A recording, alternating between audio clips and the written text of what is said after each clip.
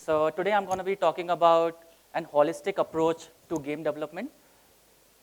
We'll be exploring the significance of comprehensive approach to game development. We all know that how difficult the game development is. So I won't be talking about that.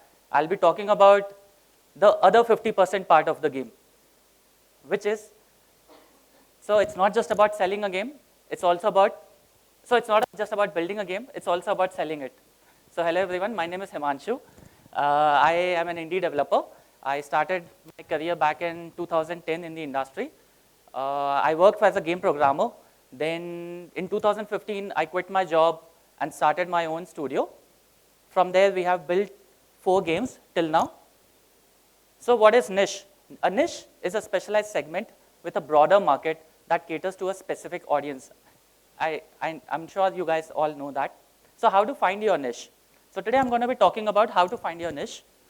So first of all, you should always look at what would you love to make. What are you passionate about? Because the game dev is so hard that you will just end up giving up. Because to push through, you need your passion to fuel it, to move forward.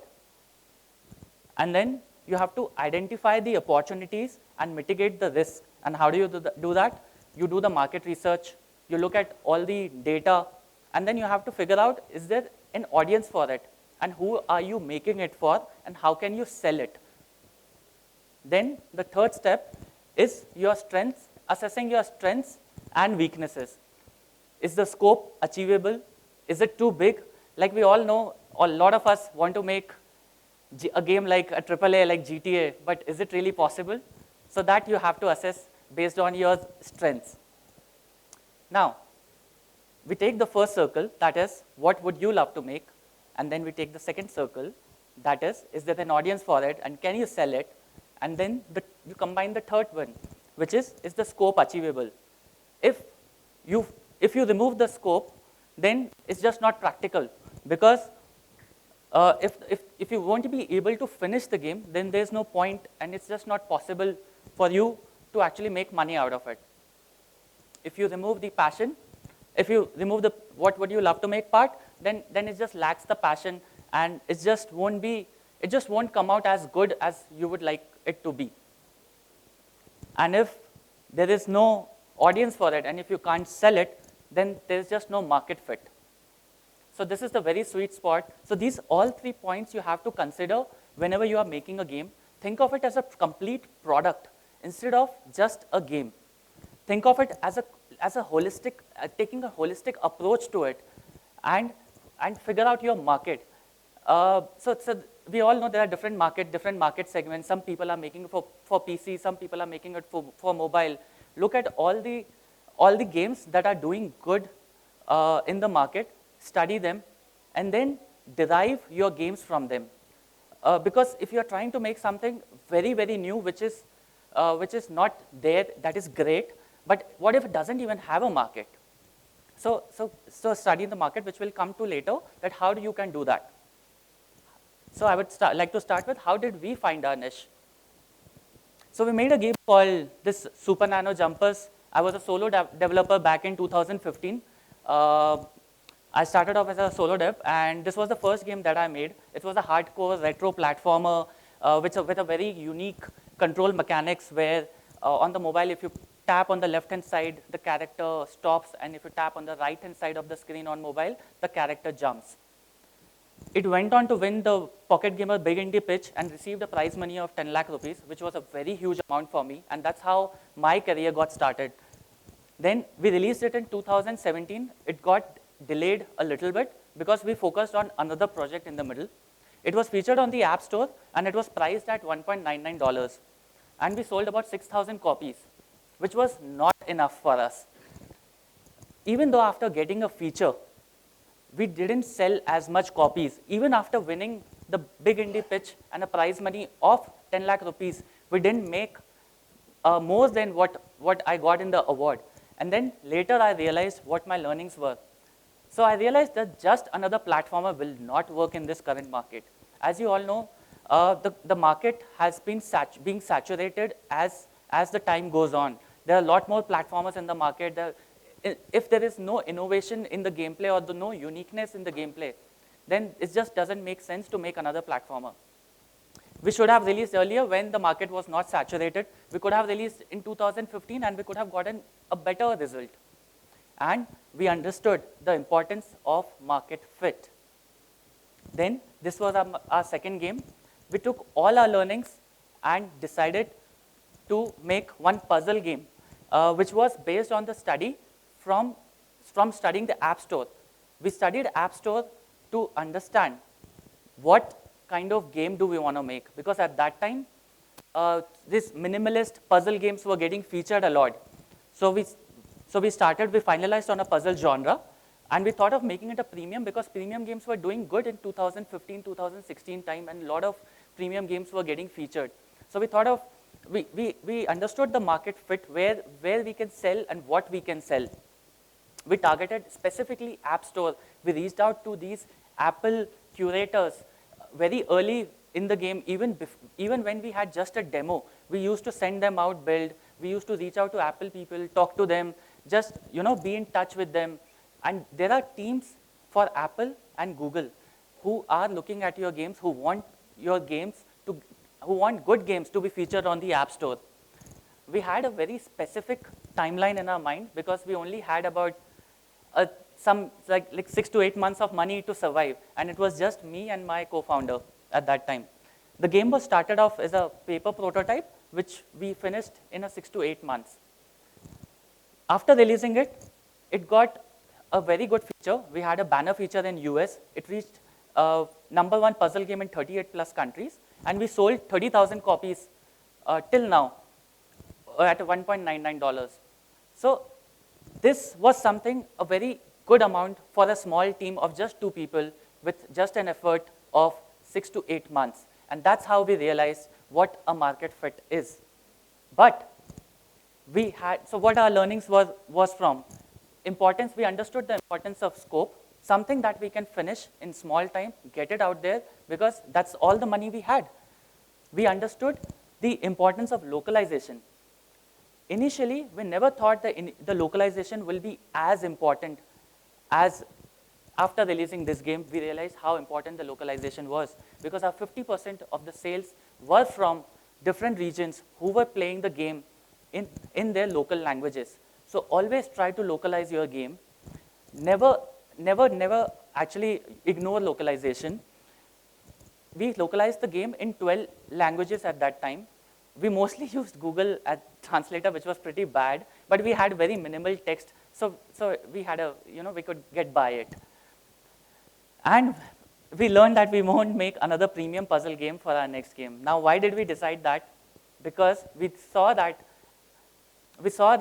the market was being saturated. There were so many puzzle games that were coming up with the same art and look. So we just didn't want to stick to the same genre, and we wanted to move beyond it. So now, I have a question. If we would have released Rubik right now, will it sell the same amount?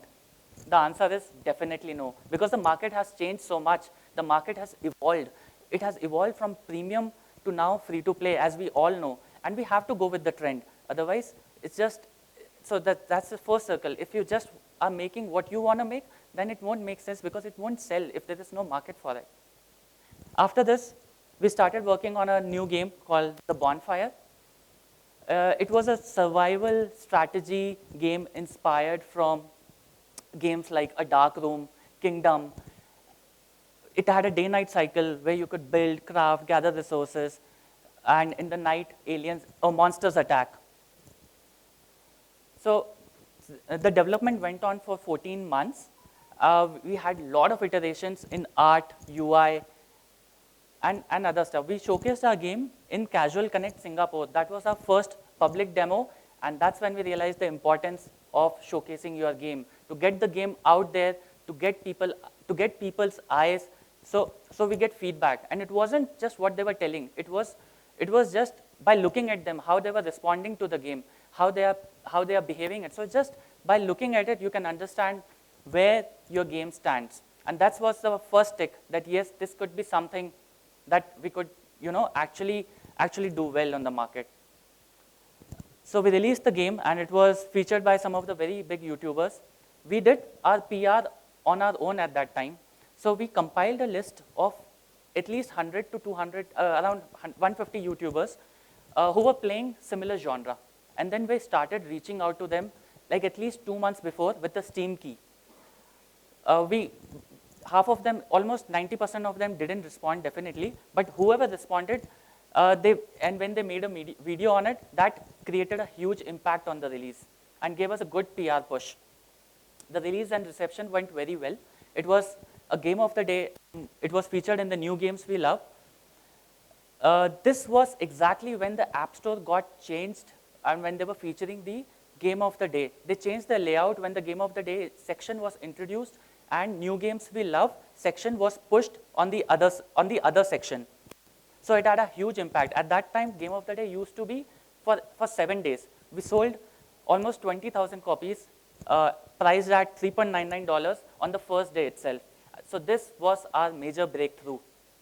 Our main regions were United States, which was 43%, and the rest of it, UK was also pretty 6.2%, and China was also a major market. For Android, then we realized that we can, we partnered with a publisher called Fredbear Games for Android release. Since we understood that a premium game will not work very well on Android because people just don't like, the premium game doesn't work on Android that well. So we partnered up with a publisher called Fredbear, and we changed the model from freemium to, freemium instead of premium. It was free to try for the first 30 minutes to unlock the full game, and we recently released on Xbox and Nintendo Switch as well. So it received about 2 million downloads on Android. It won the multiple awards. So after releasing the Bonfire, we realized this can be our niche. This is something that we can build on. Because it was a huge success for just 2 of us who worked 14 months and sold like more than what we have sold before. So after this, we realized what we could do next. So sequel, we thought of making a sequel. We wanted to make a worthy sequel who allowed to design the layout of the village so that we can move to 3D instead of 2D. Bonfire 1 was more of a 2D in a 2D plane. And Bonfire 2, we thought of going 3D because we saw the kind of games were doing pretty good, which were in a 3D perspective, isometric view. We wanted a deeper simulation just to give more to the players, an overall better experience with more content, which appeals to that genre audience. And we took all the learnings from Bonfire 1 and applied to it. And we kept the same core loop and expanded on it. Also, we thought of making this could be something, an IP we could make for years and years. So we thought of creating an IP out of it. We never knew what we were making. Then the Bonfire 2, it was a similar concept, build, survive, and so it was a similar to Bonfire 1, but it had more elements to it. And it was a 20 hour of gameplay. And Bonfire 1 was only 4 hours of gameplay. So we expanded on all parts of it. It had deeper simulations, like we had strength, agility, and intelligence for each unit. We had energy system, health system, and hunger system. We had skill system, we had items, we had armors. So we expanded on the whole loop so that we could cater to that particular audience who enjoy playing strategy games. And there was nothing like this on the market in a premium section. We iterated on art a lot. It took us almost 2 years to finish this game. We showcased it in Tokyo Game Show, which was a huge thing for us to get selected in the Tokyo Game Show and showcase the game over there. This was in 2019. The feedback we got from there was, we realized that was very different than the feedback we get from a dev-focused, conferences. Just because, as a consumer, they have a very different mindset when they are playing a game versus when you are showcasing in a dev-focused conference. For marketing, what did we do? We started posting early about the project on Reddit.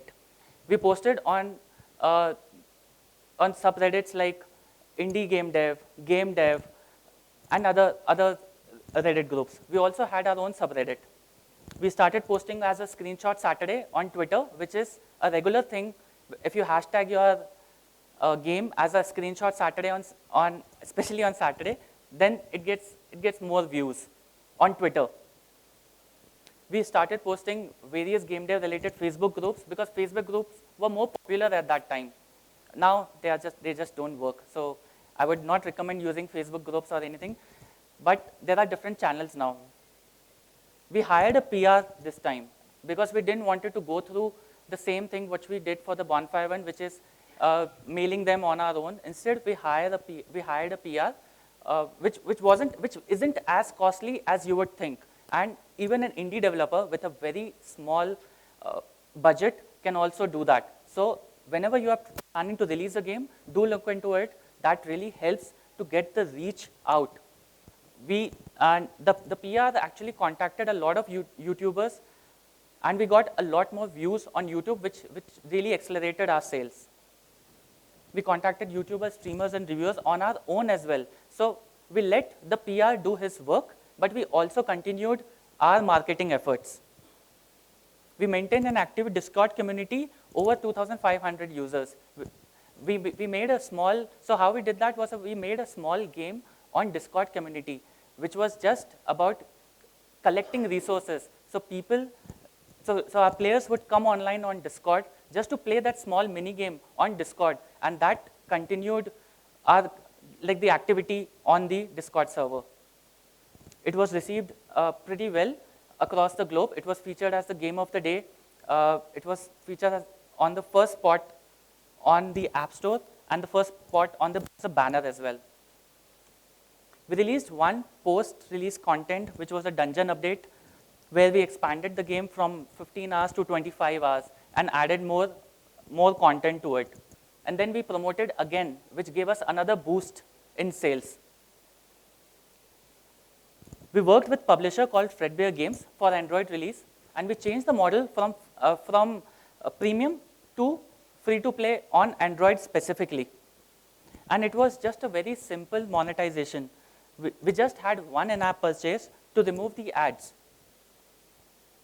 Also, we partnered up with a Chinese-based publisher specifically for Chinese region. So whenever you're talking to a publisher, you can actually make a deal based on geography-based. You can say that if some publisher is good in certain regions, you can actually partner them for just that region. Since China had a very different market, and we understood a Chinese publisher would really help us to take our game to the larger audience, we partnered with a publisher which was highly popular in China. And from China itself, I think we got 2 million downloads. In total, we have about 7 million downloads. It received multiple awards. So what was so far, we started out as an indie studio making premium games for App Store, but then we slowly moved to free-to-play as with just one in-app purchase, and that turned out to be giving us more revenue than our premium game. So identifying opportunities. First of all, understand your genre and audience very well. You should understand that what kind of games a certain audience play. If it's a strategy player, what do they like in the game? If it's a puzzle, if someone likes puzzle games, what challenges them and how you can actually monetize it. Research your target market. So to research your target market, the best way what we found is to look at the review numbers. If you check Steam, I'm talking specifically about Steam over here. If you check Steam, you can see the review numbers, and from that number, you can actually find out how many games, a very rough estimate that how much sales a game must have made. That is, if you multiply the review numbers by 50 to 80. So let's say you take 70 as a base number, and the reviews are 1,000. So the copies must be around 7,000. That's how actually, it's called box letter method. You can actually research on it. There are articles on the box letter method. Also, you have to find gaps in the market. Since we were in indie studio, we didn't have the budget to actually market our games. So we relied only on social media and our PR. That's the most effort that we have put in marketing. And finding gaps is about understanding genres and what kind of genre does well in certain regions, in certain market. Also, building for the global, I would say never ignore localization, because localization will at least drive 50% of your sale. Now, if you're looking for any, so how to do it cheaply, because localization can be very costly. Now AI has come up. I'm sure in 2 years it will solve completely, it will change the localization, it may change the localization game completely. But for now, you can actually hire freelancers by posting on Facebook or LinkedIn groups, and you can hire for a particular language for the specific market. I would also say go multi-platform. Why limit yourself to just one platform when we have the means and tools available to go to multi-platform? Because our 90% of the revenue came from mobile devices, even though we are on Steam and Xbox and Nintendo Switch as well. But still, mobile has been our major market. I would say partner with publishers. Try to find publishers which suits your genre, which understands your genre, because that will give you a lot more leverage when they are marketing the game, since they can promote among their own audience and inside their games. Our publisher actually helped us a lot to get into the market which we never thought we could get in. And we never even heard of this market. Like, who would have thought there was a market in Middle Eastern which had their own store, a very local store. So that was only been possible because of our publisher. Over there, we must have sold, we must have gotten about 500,000 downloads just from that Middle Eastern region. Also, market your game. That goes without saying. You have to get the game out there to get as many looks, as in views to it. So don't forget to market your game. Play test early, get feedback, and iterate on it. No game is made perfect from the get-go. You have to take feedback, take consideration how players are responding to the game, and then traverse through the whole design process. Build community. The community are the ones which actually will drive your sales, and they are the ones who are supporting you throughout your journey. So this is the current game that we are making. It's an action strategy game. And I'll please play a small video about it.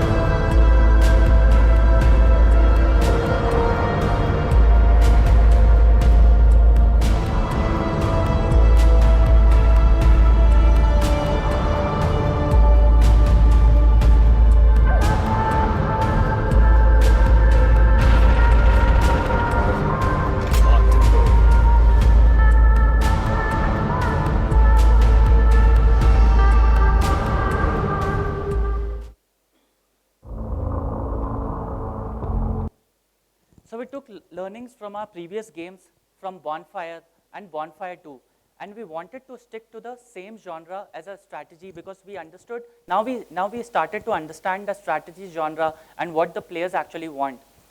We moved from premium to free-to-play because we saw the market shift towards the free-to-play, and we thought we could actually make a game larger than Bonfire 2, well monetized from ground up.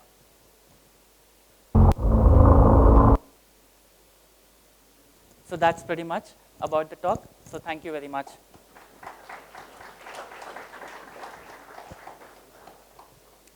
I would be happy to take any questions.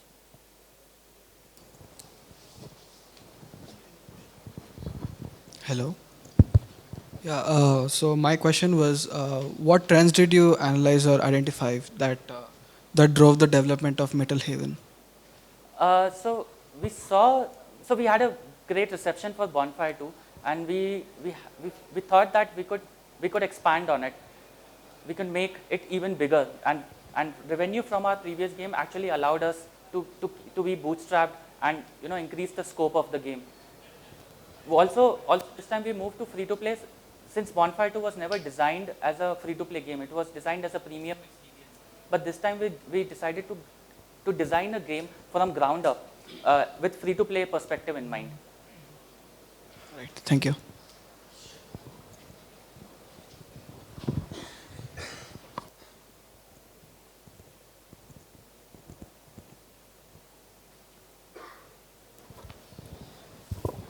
Hi. Was porting the game to different platforms, even though like 90% of your revenue is coming from mobile, like first of all, was porting the game a large effort for a two-people team, and would you still make the same decision to port it to different platforms? Yes, Right. yes, because it gives you a novelty, like it gives you one extra brownie point, even though it doesn't make a revenue, but it helps when we are promoting to YouTubers. See, YouTubers are more focused on promoting PC games, but not that much for mobile games. So we could reach out to YouTubers, tell them, hey, our game is on Steam, you should check it out. And if they make our video, that is on Steam, but then that transitions, the conversion then transitions into the other platforms as well. So that really helps to actually spread the word. So And it's more of a novelty which adds to the whole process. got it. And was it a large effort? I mean, obviously it depends on the engine you're using. And so was it a large effort to like port it So between the these, main or? challenge that we faced was in the UX and UI, which, because if you are on mobile, it had a very different UX and UI experience. On PC, it requires a very different UX experience. It definitely hampered our PC product, but it was a trade-off that we thought we could make just to get more sales. Got it. Thank you.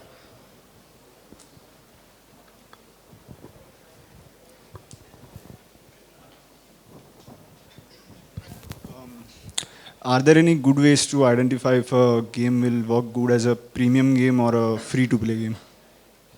So first of all, look at your genre, what kind of genre you are making. I would not recommend in this current market scenario to release a premium game, but you can actually look at games like Inside, who have, like, I'm sure you have seen, must have seen Inside. So they have given half an hour of demo free and then make it a premium after that. That conversion is far more than the direct payment, like premium game at the current situation, the current market. Yeah, is it different for iOS and Android? Like, if a game is good on iOS as a premium game, and for Android, is it different? So on iOS also it's the same now. It used to be different, but after 2019 it started changing. But now it has, after COVID, it has changed a lot after the Apple Arcade and how they have changed the whole App Store layout. Previously, whenever your game used to get featured, it used to be on the top where the new games we love section was there. So your conversions were a lot higher. But now if you'll see the App Store, the new games we love has moved a lot down, and you have all those free-to-play games on the top, and then there's an Apple Arcade section in the middle. Thank you.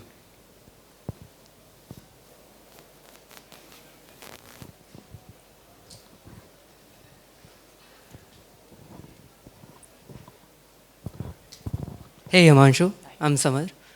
I played Bonfire and Bonfire 2 both. I love the both games. I'm a big fan of Zigma games, by the way.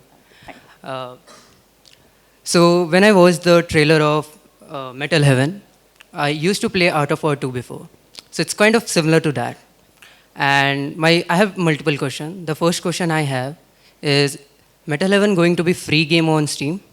Yes. So it's going to be free across all the platforms.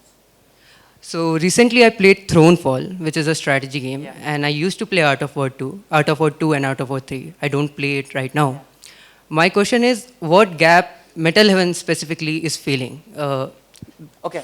So Thronefall is a very well-made game. I love that game. After seeing that, I immediately called my co-founder that, hey, we could have done this. So that's what, we missed that gap. We could have monetized, we could have made a PC game like Bonfire 2. So we could have actually, leveraged it. We could have made a game like Thronefall, because it had simpler, like it's simple, but it looks very good. We could have done that, but we missed it. We just Thank you. overlooked it, actually. Thank you very much. Okay, we'll take one more last question.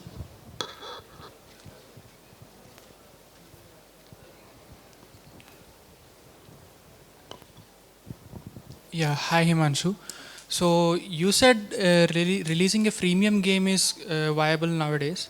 So do you even consider the newly launched Google Play Game Pass and the Apple Game Pass into it? Like, Yes. do they have any incentives if we integrate those into our games? So our game Bonfire 2 is available on Google Play Pass, and 30% of the revenue comes from Google Play Pass. 30% is driven by in-app purchase, and 30% is driven by rewarded ads. So yes, Google Play Pass is a great thing. If you can get into it, then great. You can reach out to Google executives, show them your game, and just keep following up with them. Build a relation, and hopefully you'll get into Game Pass. Okay, thank you.